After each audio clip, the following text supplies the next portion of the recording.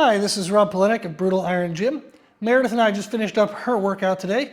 We did upper body today. We alternate back and forth between upper body and lower body. For the upper body, our focus is growing her shoulders.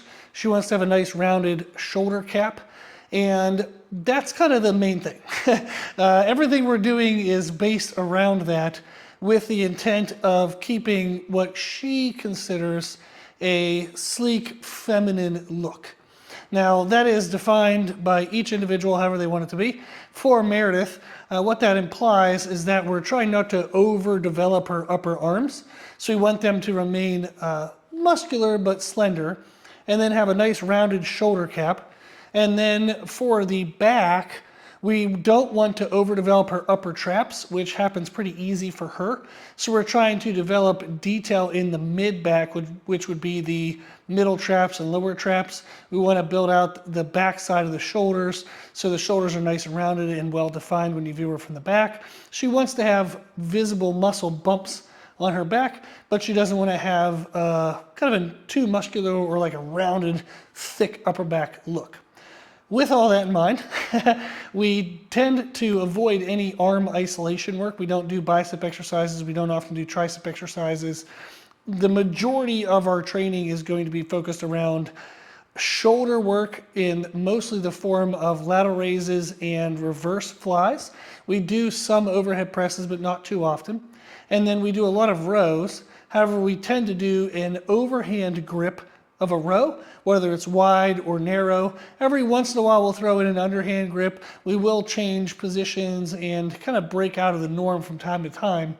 However, the majority of our training is focused around lateral raises, upright rows, reverse flies for the shoulders, and then overhand grip, narrow, wide, medium rows for the back.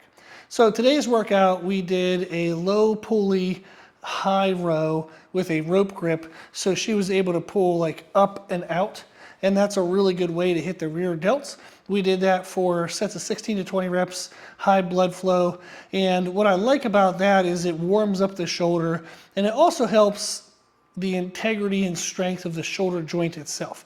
When you do some of those smaller movements with lighter weight and higher reps, it helps to flush a lot of fluid through the joints, and that over time can make sure the joints feel strong and the small little stabilizing muscles get enough stimulus that they develop over time as well. We then went into a seated leaning forward row, and we used an overhand grip with a moderate width today. And the idea of leaning forward is that as she would release her shoulder blades at the full extension, she would then be contracting the shoulder blades back through her middle lower traps and her rhomboids.